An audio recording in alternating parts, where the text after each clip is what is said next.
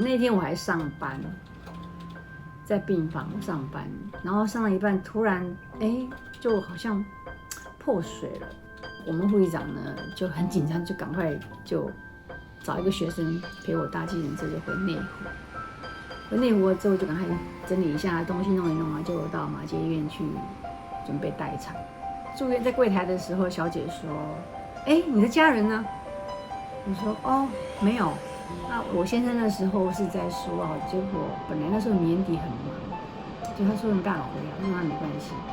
就后来他就在半夜11点多就赶到病房，那我妹就回去了。那天晚上就一直肚子痛，就一直想说赶快生啊，就走，一个晚上这样。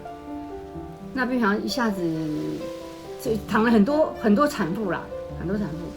总共我记得有5床这样摆着，然后他们4个都生完了，我还没生这样，就觉得他们怎么那么快啊？我就还没生完，还没生这样。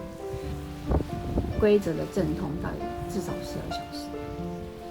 爸爸牵着就走，有时候爬楼梯啊，看看比较快，赶快生，还是赶快把它卸货卸下来好了，痛死了这样。赶快小孩在你就用力啊，就用力，赶快把小孩子生出来这样。那时候也不知道怕，觉得那就就是一个过程这样。